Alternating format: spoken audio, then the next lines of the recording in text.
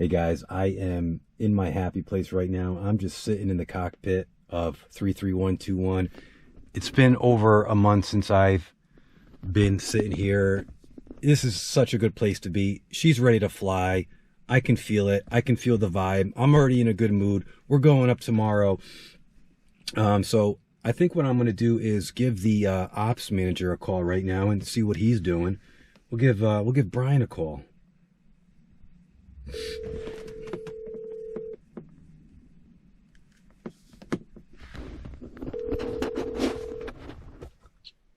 Hello, Brian, it's Alex. Alex. What's happening? I am sitting in my happy place, man. Pre-flight's done. We're ready to rock and roll here in 33121. Just want to go through some of the maintenance and stuff that was done in the past 30 days. You got a minute?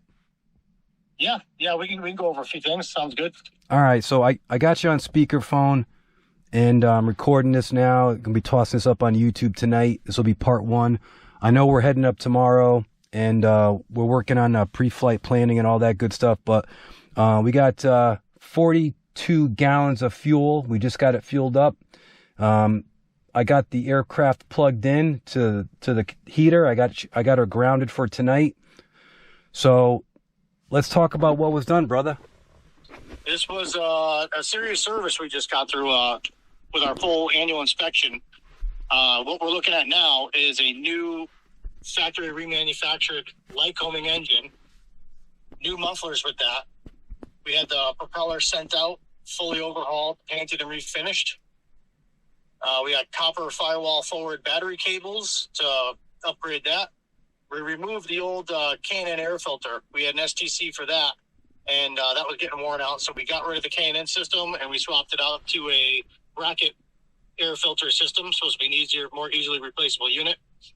Other stuff we got done, we had the autopilot was a problem with the knob and the S-Tech 50 turn coordinator knob, so that got repaired. And also with the new engine, you mentioned the heater, they had to replace the entire Tannis system and the silicone block heater pads on as well. So this thing is new from tip to tail pretty much. We got a lot done this time around. Thanks. And the flight controls feel so good. It doesn't feel like the old flight controls. I'm sure they went through and lubed everything. I'm hoping they're not too different, but they should be lubed and cleaned up and anything adjusted.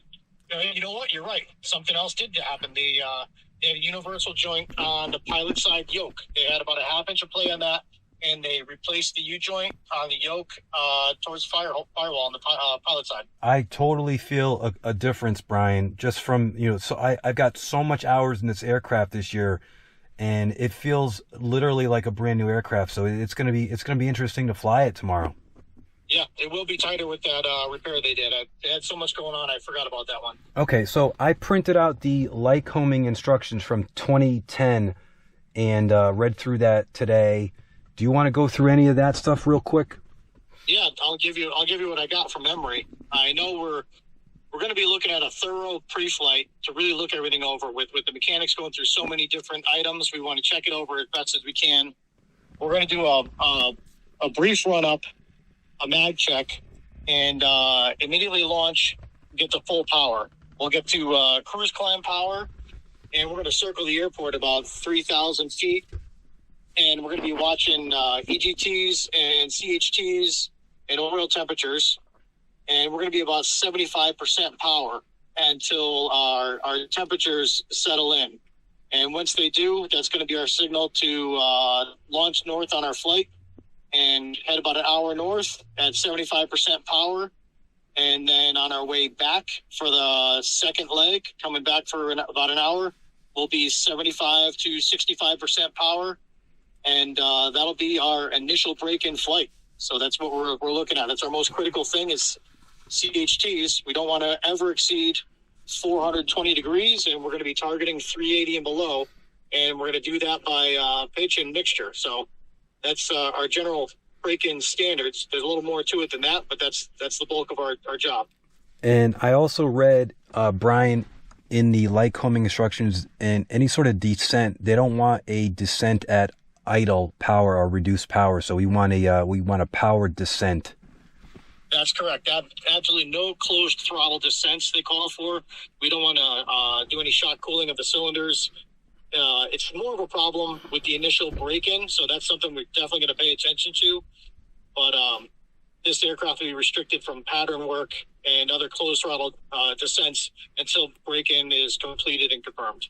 All right. Well, Brian, I'm excited, and I will be here at 6 o'clock a.m., and then we'll be ready to rock and roll, brother. Thanks for taking your time, brother. Sounds good. We'll see you at 6, and we'll probably be launching by 7. As soon as sunrise comes up, we'll be in the air. All right. Sounds great, man. Have a good one. See you tomorrow, Brian. See ya.